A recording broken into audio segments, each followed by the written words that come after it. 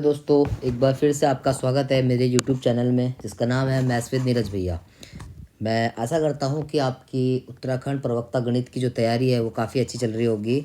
ठीक है, तो मैंने आपको पिछले वीडियो में जो है मॉडर्न अलजेब्रा के ग्रुप थ्योरी जो आपको पढ़ाया था उसके कुछ टॉपिक्स कवर करवाए थे। ठीक है, सब ग्रुप की डेफिनेशन, सब ग्रुप, इस तरह की जो सारे वो मैंने आपको क्वेश्चंस और थ्योरी जो है करवाई थी। ठीक है, इसी सीरीज़ को आगे बढ़ाते हैं। आज मैं जो ग्रुप लेके आया हूँ वो लेके आया हूँ साइक्लिक ग्रुप। ठीक है, देखो साइक्लिक ग्रुप होता क्या है। साइक्लिक ग्रुप उस ग्रुप को बोलते हैं, ग्रुप इज कॉल्ड साइक्लिक। किसी भी ग्रुप को अगर हम साइक्लिक बोलेंगे तो इफ इट्स ऑल एलिमेंट, उसके ग्रुप के जो सारे एलिमेंट है वो जनरेटेड हो जाए फ्रॉम अ सिंगल एलिमेंट। एक सिंगल एलिमेंट जो है पूरे ग्रुप को अगर जनरेट कर देना तो इस तरह के ग्रुप को क्या बोलते हैं? साइक्लिक ग्रुप कहते हैं। क्या बोलते हैं? Cyclic group. ठीक है, इसका मैं एग्जाम्पल दे देता हूँ आपको। एक ग्रुप ले लेता हूँ मैं, cube root of unity 1 omega और ओमेगा स्क्वायर होता है। जो उसका जनरेटर एलिमेंट होता है वो ओमेगा होता है। देखो ओमेगा की आप जितनी भी पावर करेंगे उससे ना ग्रुप बन जाएगा। ठीक है, एक एलिमेंट अगर पूरे ग्रुप को जनरेट कर जाता है ना तो ऐसा ग्रुप ही साइक्लिक कहलाता है। तो ओमेगा की पावर अगर 1 करेंगे तो पहला एलिमेंट ओमेगा आ जाएगा।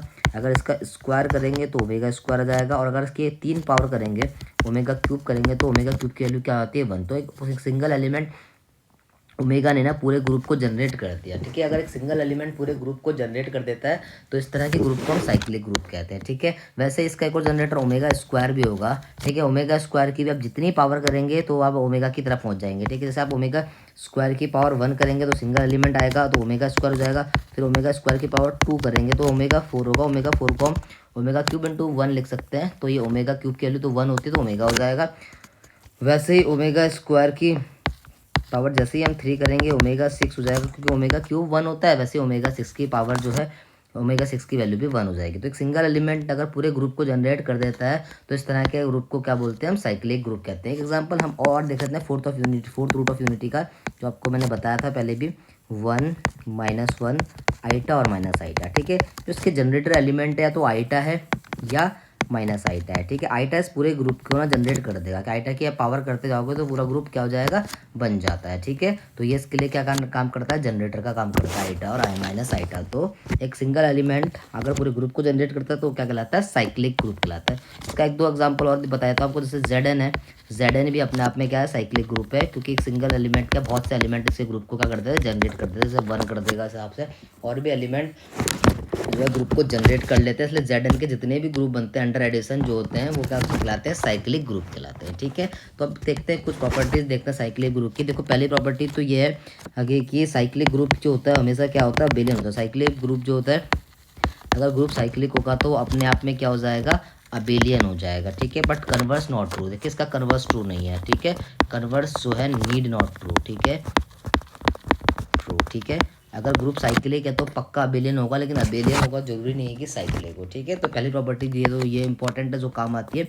दूसरी प्रॉपर्टी जो है सब group of cyclic group is cyclic. अगर कोई ग्रुप है उसका जो सब ग्रुप अगर बन रहा होगा तो वो भी हमेशा क्या होता है? साइक्लिक बनता है। ठीक है, फिर ये अगर ए एक जनरेटर है साइक्लिक ग्रुप का, डेफिनेटली उसका इन्वर्स भी जो है जनरेटर हो जाएगा। ठीक है, ग्रुप का एग्जांपल मैंने आपको बताया था ना, जैसे 1 ओमेगा ओमेगा स्क्वायर है, ओमेगा का इन्वर्स कौन होता है? ओमेगा स्क्वायर होता है। देखो तो ओमेगा अगर ग्रुप को जनरेट कर रहा है तो ओमेगा स्क्वायर ने भी ग्रुप को जनरेट करा था। ठीक है, तो सेम बात है कि अगर ए अगर जनरेटर होगा तो उसका इन्वर्स भी हमेशा जनरेटर होगा ग्रुप का। ठीक है, ये तो मैंने अभी आपको बताया था कि 1 ओमेगा ओमेगा स्क्वायर का जनरेटर ओमेगा है। ठीक है, फिर अगर ग्रुप का जो ऑर्डर है अगर 2 है वो हमें, और ऑर्डर 2 का ग्रुप हमेशा साइक्लिक होता है। ऑर्डर 2 का ही ग्रुप हमेशा साइक्लिक नहीं होता। मैं आपको बता दूं, अगर ऑर्डर ऑफ ग्रुप ना प्राइम हो तो हमेशा जो ग्रुप होता है वो क्या होता है? साइक्लिक होता है। हमेशा ग्रुप साइक्लिक होगा। इंपॉर्टेंट प्रॉपर्टी है, बहुत क्वेश्चन इससे सॉल्व होता है। अगर ऑर्डर ऑफ ग्रुप प्राइम है तो साइक्लिक होगा, और साइक्लिक होगा तो हमेशा अबेलियन होगा। तो कभी कभी अब अबेलियन ग्रुप को ऐसे भी साबित कर देते हैं कि ग्रुप का ऑर्डर प्राइम है इसलिए वो अबेलियन है, और साइक्लिक होगा तो अबेलियन भी होगा। ठीक है, तो ये काम की प्रॉपर्टी है। ठीक है, जी इज अ ग्रुप, ये तो मैंने आपको पहले ही बताया था। अगर जी ग्रुप होगा तो एक बी की होल पावर एम जो होती है, ए की पावर एम और बी की पावर एम के बराबर होता है। ठीक है, और तब ये कंडीशन जो होती है ग्रुप क्या होता है? अबेलियन में आता है। मैंने आपको पहले बता रखा है। ठीक है, और एक ये इंपॉर्टेंट प्रॉपर्टी है भी मैंने आपको पहले भी बताया था, इससे एक MCQ करवाया था। अगर number of element of group is less than equal to 5, किसी भी ग्रुप के एलिमेंट अगर 5 या 5 से कम होंगे तो वो हमेशा क्या कहलाते हैं? अबेलियन ग्रुप बना देते हैं। ठीक है, और नेक्स्ट प्रॉपर्टी जो लीस्ट ऑर्डर, कम से कम ऑर्डर जो नॉन अबेलियन ग्रुप होता है वो 6 ऑर्डर का होता है। कितने ऑर्डर का होता है? 6 ऑर्डर का। ठीक है, तो ये इंपॉर्टेंट प्रॉपर्टीज थी कुछ साइक्लिक ग्रुप से रिलेटेड। ठीक है, और भी आएगी तो मैं आपको बता दूंगा। ठीक है, और आया MCQs में बता दूंगा। ठीक है, नेक्स्ट जो टॉपिक है वो है आपका कोसेट है, ठीक है। कोसेट क्या होता है, अगर एच एक सब ग्रुप है किसी ग्रुप का, ठीक है, और ए जो है उसी ग्रुप का एलिमेंट है, ठीक है, और हमने क्या करना है, ए की जो मल्टीप्लाई करा दी है किसी उसके सब ग्रुप से, तो जो सेट बनता है ना उस सेट को हम क्या बोलते हैं, कोसेट बोलते हैं। क्या बोलते हैं, कोसेट बोलते हैं, ठीक है। और अगर इसी की मल्टीप्लाई मैंने लेफ्ट साइड से कराई तो लेफ्ट कोसेट कहलाएगा, और राइट साइड से कराई तो वो कौन सा कोसेट कौन सा कोसेट कहलाता है, राइट कोसेट कहलाता है, ठीक है। तो ये खास बात होती है सब कोसेट्स की, ठीक है। तो ठीक है, इसकी कुछ प्रॉपर्टी देखते हैं फिर, ठीक है। और जनरेटेड बाय ए से जनरेट हो जाता है, ठीक है। तो ए एच को हम लेफ्ट कोसेट बोलते हैं, एच ए को हम क्या बोलते हैं, राइट कोसेट बोलते हैं, ठीक है। इसकी कुछ प्रॉपर्टी देखते हैं। सिंस एच ई की वैल्यू ई होती है, ई एच की वैल्यू भी, एच ई की वैल्यू जो है ई हमेशा आइडेंटिटी के बराबर होती है। आइडेंटिटी की मल्टीप्लाई अगर एच से कराएंगे, ठीक है, या ई एच कराएंगे, ठीक है। सिंस हैंस एच इटसेल्फ जो सब ग्रुप होता है, कोई भी सेट होता है जो अपना एज वेल एज लेफ्ट और राइट तो हो ही जाएगा, उसकी कोई दिक्कत नहीं है, ठीक है, क्योंकि आइडेंटिटी से मल्टीप्लाई करा रहे हैं, ठीक है, कोई दिक्कत नहीं है। नेक्स्ट, अगर ग्रुप अबिलियन है, अगर किसी भी जी अगर अबिलियन ग्रुप है तो उसका जो लेफ्ट कोसेट होगा हमेशा किसके बराबर होगा, राइट कोसेट के बराबर होगा, ठीक है। ये इंपॉर्टेंट प्रॉपर्टी एमसीक्यूज में आ सकती है, ठीक है। फिर ये एडिटिव कंपोजिशन बोला रहेगा, जैसे ये मल्टीप्लिकेशन कंपोजिशन था वैसे ही एडिटिव में क्या हो जाएगा, एच प्लस ए, क्योंकि मल्टीप्लिकेशन ने मल्टीप्लाई कराया था, अगर एडिटिव होगा तो हम उस पर ऐड कराएंगे, तो जो राइट साइड से ऐड होंगे तो राइट कोसेट, लेफ्ट साइड से ऐड होगा तो उसे लेफ्ट कोसेट बोलते हैं, ठीक है। नेक्स्ट प्रॉपर्टी है कि एच ए का जो होल इनवर्स होता है वो ए इनवर्स एच के बराबर होता है, बहुत यूज होती है, ठीक है। नेक्स्ट प्रॉपर्टी ये भी बहुत इंपॉर्टेंट है, टू कोसेट्स, कोई भी दो कोसेट्स या तो आइडेंटिकल होंगे या बिल्कुल डिस्ट्रेंट हो गया, तो दोनों के एलिमेंट क्या होंगे, दोनों के इंटरसेक्शन या तो क्या होगा, H A intersection H B. अगर मैं दो कोसेट लूँ H A intersection H B, या तो बिल्कुल एम्प्टी होगा या H A intersection H B क्या होगा, बिल्कुल आइडेंटिकल होगा, ठीक है। मतलब एच ए के बराबर भी होगा, एच बी के बराबर भी होगा, ठीक है। दो सेट का इंटरसेक्शन क्या होगा, या तो बिल्कुल दो सेट्स बिल्कुल इक्वल होते हैं, या तो बिल्कुल आइडेंटिकल होंगे, या बिल्कुल ही क्या होंगे, डिसजॉइंट होंगे, ठीक है। तो ये खास बात होती है कोसेट्स की, इंपॉर्टेंट प्रॉपर्टी होती है कोसेट्स से रिलेटेड, ठीक है। ठीक है, इसके बाद बढ़ते हैं आगे। नेक्स्ट जो मैंने टॉपिक बताया आपको बहुत इंपॉर्टेंट है, यूलर फाई फंक्शन या यूलर टोसेंट फंक्शन बोलते हैं, ठीक है। ये जो यूलर टोसेंट फंक्शन होता है ये नंबर ऑफ को प्राइम निकालता है, ठीक है, रिलेटिव प्राइम निकालता है एन से, ठीक है। जैसे हम इसे फाई एन से रिप्रेजेंट करते हैं तो एन के साथ जितने भी नंबर को प्राइम है जिनका जीसीडी 1 है वो एलिमेंट आएंगे। जैसे अगर मैं आपको 5 10 की बात बताऊं तो 5 10 में वो एलिमेंट आएंगे जो 10 के साथ जीसीडी 1 रखते होंगे। जैसे इसमें 1 आएगा, दूसरा एलिमेंट जो 10 3 आएगा, फिर क्या आएगा 7 आएगा, और जो आएगा 9 आएगा, ठीक है। तो 5 10 की कितनी वैल्यू होती है, 4 एलिमेंट ऐसे हैं जो 10 नंबर के साथ क्या बनाते हैं, जीसीडी 1 बनाते हैं। बहुत काम का टॉपिक है, ठीक है। तो जब भी आप इसको सॉल्व करेंगे, इसने बता रखा है ये तो कोई बात नहीं, इसको मैंने इसमें बता दिया आसान भाषा में, ठीक है। नंबर ऑफ रिलेटिव प्राइम होता है, ठीक है। तो जब भी अगर ये प्राइम नंबर कोई भी नंबर दिया होगा आप उसको किसमें तोड़ेंगे, प्राइम की पावर्स में तोड़ेंगे, ठीक है। तो इस प्रकार से 5n को निकालने का ये फॉर्मूला होता है, ठीक है। जैसे कि मैं आपको एग्जांपल दूं, अगर मुझे 540 की वैल्यू निकालनी है तो 540 का हम प्राइम फैक्टराइजेशन करेंगे तो 5 इंटू कितना हो जाएगा, 2 की पावर 3 हो जाएगा, ठीक है। तो ये इसको हम लिख सकते हैं 5 इंटू 5 2 क्यूब, ठीक है।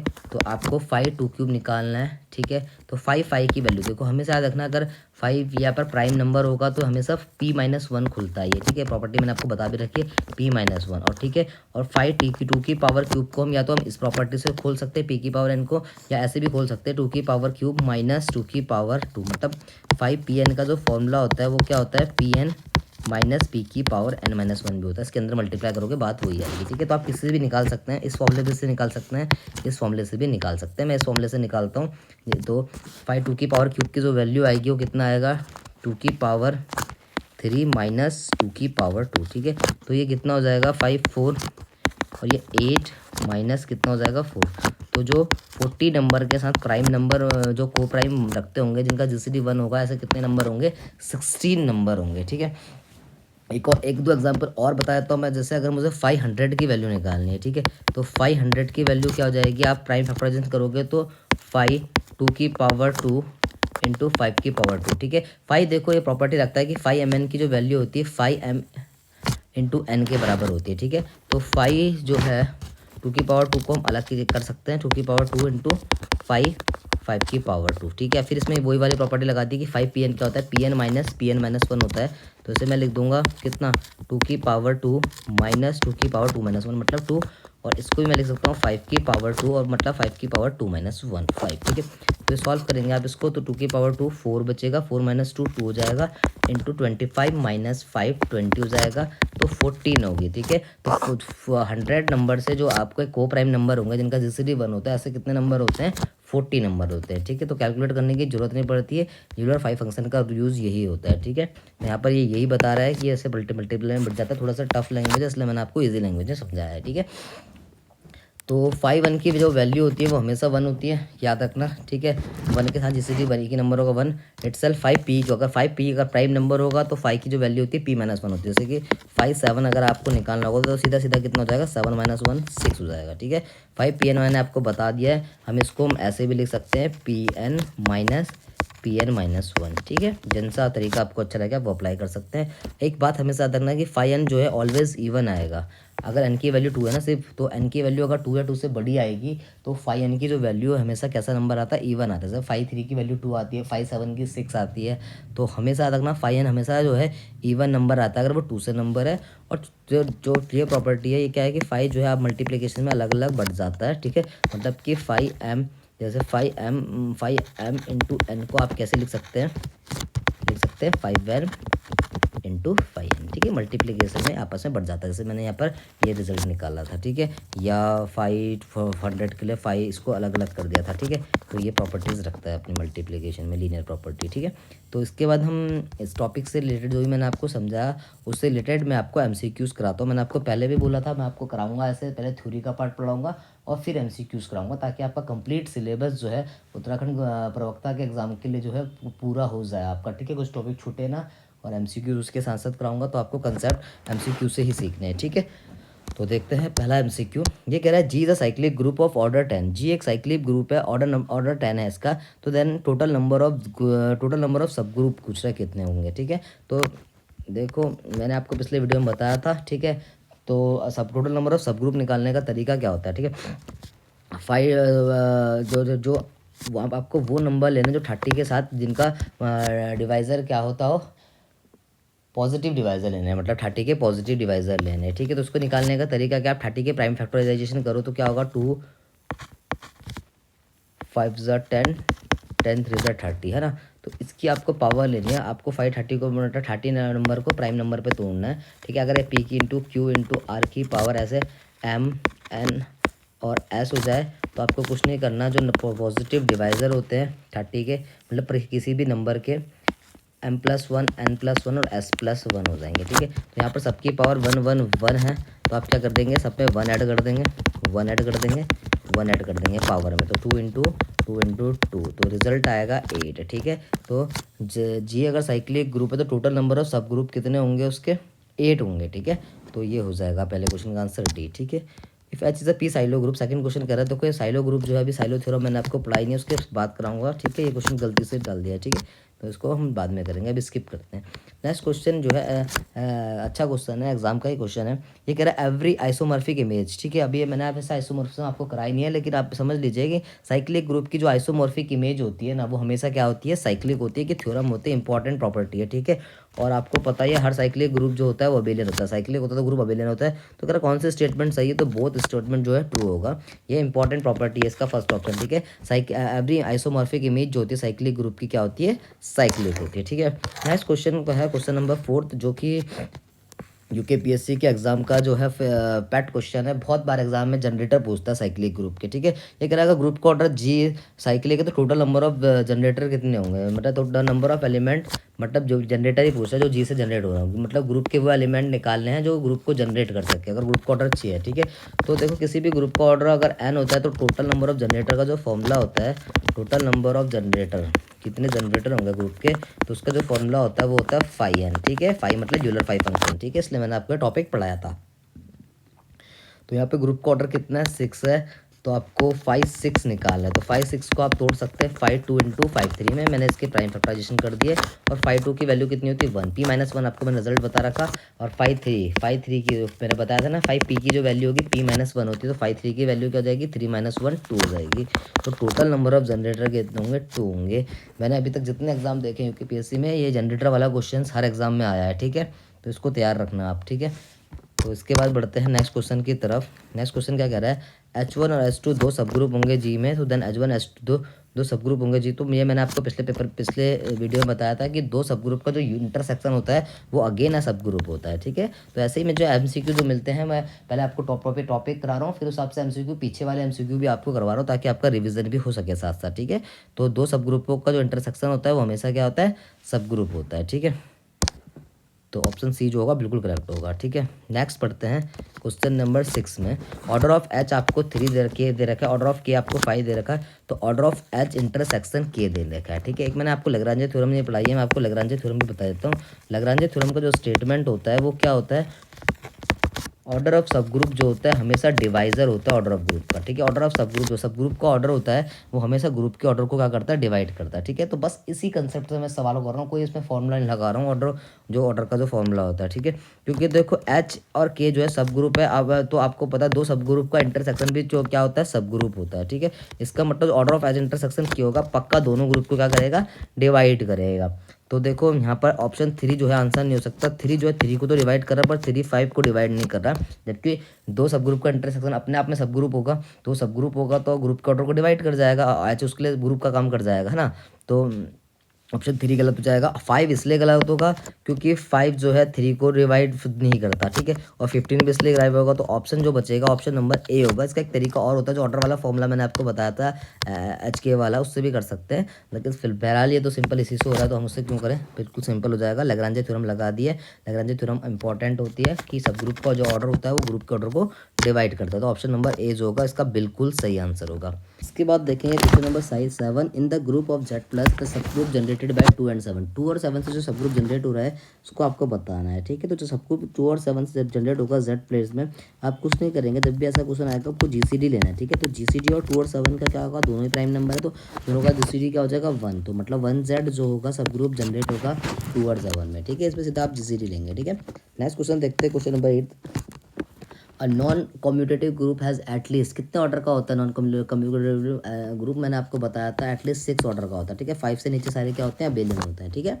उसके बाद देखो क्वेश्चन नंबर 6 है कि इन द ग्रुप ऑफ, इसमें ऑर्डर ऑफ क्या पूछ रहा है ए का, बताओ ए का ऑर्डर पूछ रहा है, ए की कितनी पावर करके आइडेंटिटी आ जाए, किसने ए की पावर 6 आपको पहले से आइडेंटिटी दे रखी है। तो ऑप्शन नंबर बी जो होगा आपका आंसर होगा। ये क्वेश्चन नंबर 11 ये कह रहा है let Z be the additive group of integer and E be the additive subgroup of even integer, ठीक है। जेड आपका एक ग्रुप है, ई जो है उसका सब ग्रुप है। जेड जो है सेट ऑफ इंटीजर से, आपको पता सेट ऑफ इंटीजर्स पे तो सारे नंबर आ जाएंगे, ठीक है।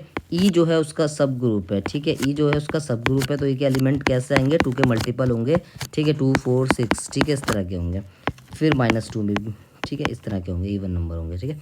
तो कह रहा है then the number of coset of E in Z, तो नंबर ऑफ कोसेट्स पूछ रहा है, ठीक है। और एडिटिव सब ग्रुप है, तो the number of distinct coset पूछ रहा है, इसके कितने हो सकते हैं डिस्टिंक्ट कोसेट, ठीक है।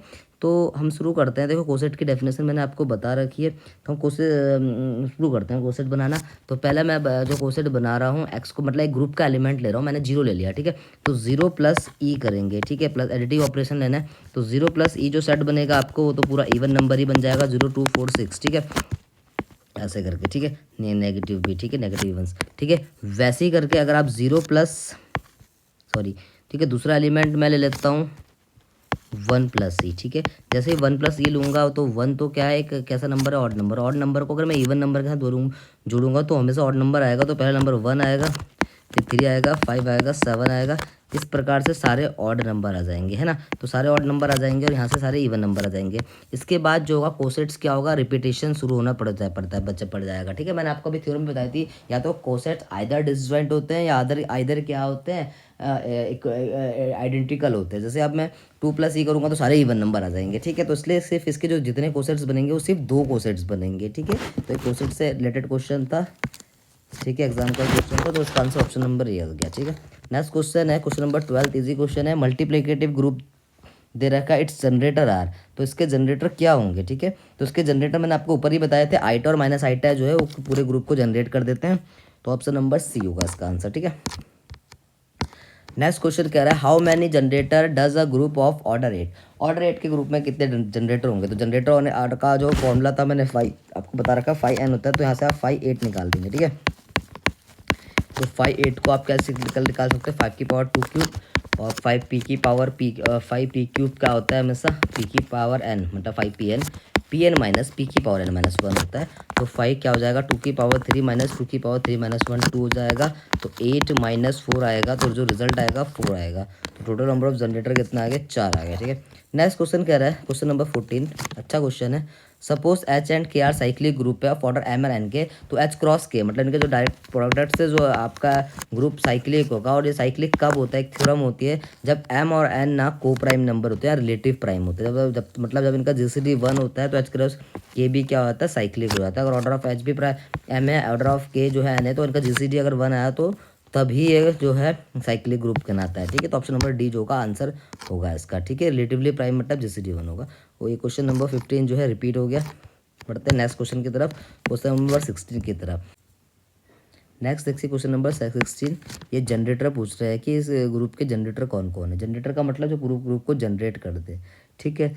तो एक तो इसका जनरेटर ए होगा, क्योंकि ए की आप जितनी पावर करते रहेंगे 1 पावर करेंगे 1 आएगा, 2 का पावर करेंगे 2 आएगा, 3 पावर करेंगे 3 आएगा, 4 पावर करेंगे 4 आएगा, 5 आएंगे 6 और ए।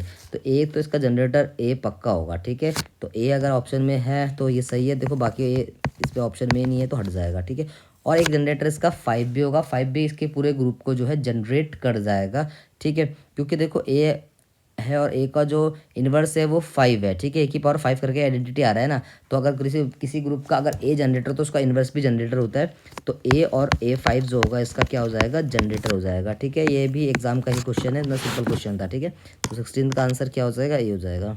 क्वेश्चन नंबर 17 क्या कह रहा है, ये let G be an infinite cyclic group. अगर जी एक इनफाइनाइट साइक्लिक ग्रुप है तो उसके कितने जनरेटर होंगे। हमेशा याद रखना इनफाइनाइट साइक्लिक ग्रुप होगा तो उसके हमेशा 2 जनरेटर्स होते हैं, ठीक है। जैसे कि Z प्लस है, प्लस के साथ ये ग्रुप बनाता है, ठीक है। देखिए साइक्लिक ग्रुप होता है, इसके जो जनरेटर होंगे 1 होगा, क्योंकि आप 1 को किसी भी नंबर से ऐड करते जाएंगे तो पूरा ग्रुप जो है बनता जाएगा, ठीक है, इंटीजर्स का, ठीक है, पूरे इंटीजर्स बना देगा। और 1 का जो इन्वर्स होता है आपको पता है वो -1 होता है, 1 को -1 से ऐड करेंगे तभी तो आइडेंटिटी आएगा ना। तो सिर्फ इसके 2 जनरेटर होते हैं Z प्लस के 1 और -1, ठीक है। तो ये इंपॉर्टेंट क्वेश्चन है, आज के बाद याद रखना। अगर कोई इनफाइनाइट साइक्लिक ग्रुप है तो उसके जो जनरेटर होंगे सिर्फ 2 जनरेटर होंगे, ठीक है। नेक्स्ट बढ़ते हैं क्वेश्चन नंबर 18 की तरफ। जी आपको एक ग्रुप दे रखा है 0 1 2 3 4 5 under the addition modulo 6 is a group. एक एडिशनल मॉडुलो 6 के अंडर ग्रुप है, तो आपको ऑर्डर ऑफ 5 पूछ रहा है कि 5 का ऑर्डर क्या होगा, ठीक है। तो किसी 5 का ऑर्डर मतलब इसकी कितनी पावर करके आइडेंटिटी आ जाए। तो वैसे तो आप कर सकते हो 5 + 5 10 + 15 + 20 + 25 + 30। तो 6 पावर करके जो है 6 बार ऐड करने के बाद जो आइडेंटिटी आ रहा है कि सिर्फ 5 6 30 होता है, तो 30 आएगा। फिर एडिशनल आइडेंटिटी क्या होती है 0 आएगा। तो ऑर्डर ऑफ 5 क्या होगा 6 हो जाएगा, ठीक है। तो सिंपल क्वेश्चन था इसका। इसके बाद देखते हैं question number 19। In a group order of M है और ऑर्डर ऑफ बी एन है, तो कह रहा है which of the following statement is correct. इनमें से कौन सी स्टेटमेंट करेक्ट होगी। Order of A B M कह रहा है, order of A B N कह रहा है, order of A B M N कह रहा है, या नन ऑफ दीज, ठीक है। तो इसका आंसर नन ऑफ दीज होगा, क्योंकि ऑर्डर ऑफ ए बी में इन जनरल ऐसी कोई स्टेटमेंट हो जिसमें होती नहीं है। और अगर ऑर्डर ऑफ ए बी जो है एम एन होगा वो सिर्फ कब होता है, जब अगर जी क्या है अबेलियन ग्रुप है। कैसा ग्रुप है अबेलियन ग्रुप। तो गलती से इसका आंसर एम एन मत मार देना। और उसमें भी एक खास बात होती है कि अगर जी सी डी एम और एन का 1 आ जाए ना, तभी ऑर्डर ऑफ ए बी किसके बराबर होता है एम एन के बराबर होता है। इन जनरल ऐसा कोई स्टेटमेंट होता नहीं है, ठीक है। तो इसका जो आंसर आएगा ऑप्शन डी का, इसका जो आंसर आएगा ऑप्शन नंबर डी का नन आएगा, ठीक है। तो फ्रेंड्स आज के लिए इतना ही रखते हैं, ठीक है। आज के लिए 19 क्वेश्चन थे। तो मैं आशा करता हूँ आपकी तैयारी जो अच्छी चल रही होगी। और अलजेब्रा तो आसान टॉपिक है, ठीक है। और आपको समझ में आ रहा होगा, ठीक है। इजी आसान टॉपिक है, ठीक है। तो इसको अच्छे से प्रिपेयर करो पेपर के लिए। मतलब अच्छे क्वेश्चन बन जाएंगे इसके, कम से कम 15 से 20 तो एटलीस्ट क्वेश्चन अलजेब्रा से बनेंगे ही बनेंगे, ठीक है। तो अच्छे से इसकी प्रिपरेशंस करो। साइक्लिक ग्रुप से जनरेटर वाला क्वेश्चन ना बहुत बार एग्जाम में आ रखा है, ठीक है। खासकर पीजीटी लेवल में बहुत बार आता है एग्जाम जनरेटर निकालने का साइक्लिक ग्रुप की, ठीक है। तो इसको आप प्रिपेयर कर लीजिए, ठीक है। तो इसके बाद जो नेक्स्ट टॉपिक मैं आपको कराऊंगा बहुत इंपॉर्टेंट है परमुटेशन ग्रुप, ठीक है। परमुटेशन ग्रुप जो है थोड़ा सा देख लेना आप, इससे जो है इससे भी 100% आपका एग्ज़ाम में क्वेश्चन बनेगा ही बनेगा परमुटेशन ग्रुप से, ठीक है। तो इसको कल नेक्स्ट वीडियो में लेके आता हूँ। नेक्स्ट वीडियो कल या परसों में से एक दिन आ जाएगी। उसको आप अच्छे से प्रिपेयर करना, ठीक है। तो आज के लिए हम इतना ही रखते हैं, ठीक है। और आप फिर से मैं बोलना चाहूँगा, चैनल को लाइक शेयर और सब्सक्राइब करिए, ठीक है, ताकि हर किसी की जो है हेल्प हो सके प्रवक्ता गणित के एग्ज़ाम के लिए, ठीक है। तो आज के लिए इतना ही रखते हैं। Thank you.